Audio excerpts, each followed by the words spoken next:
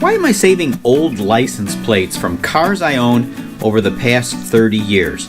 I was going to throw them out, but then I thought, there's got to be something cool I can make out of junk.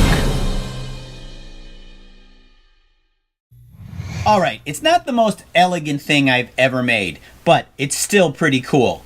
It's not going to be hanging in my dining room. Well, not that I'd be opposed to it, but my wife, well, she might have a few words to say about that. The hardest part of this project, however, is to make a picture of your state 3 times its normal size. To accomplish this, what I did was build a pantograph. Now no, that's not a pantograph. Wait. This is a pantograph. How to build a pantograph, you say? Well, keep an eye out for an upcoming video called How to Build a Pantograph.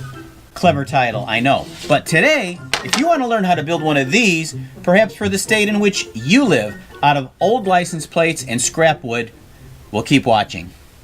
I begin with a printed picture of Illinois. The goal is to trace the picture of it on a piece of wood 3 times larger than the original image.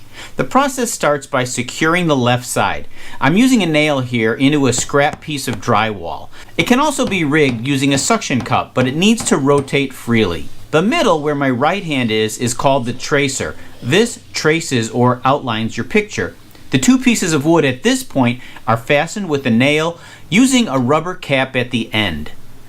On the right side, I drilled a hole a little smaller than the pencil so it would make a nice tight fit. It needs some added weight, so I used a socket.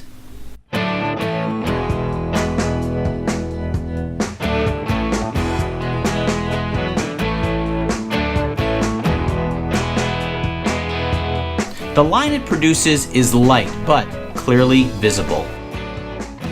Once complete, darken the line, which will make it easier to cut out.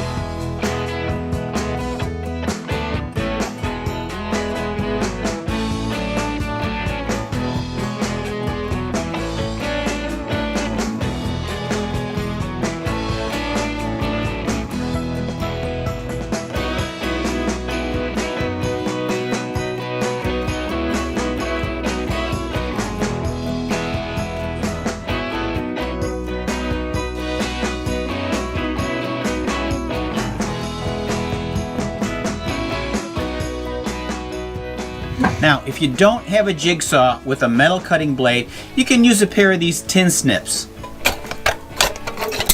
No matter how you cut the plates, you're going to need to file the sharp edges and burrs. A half-round file is perfect for this job.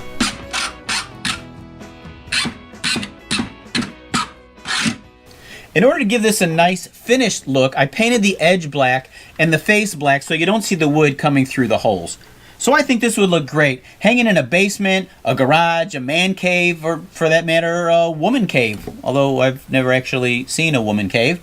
But this is a great project you can make in a short amount of time using basic tools, old license plates, and scrap wood.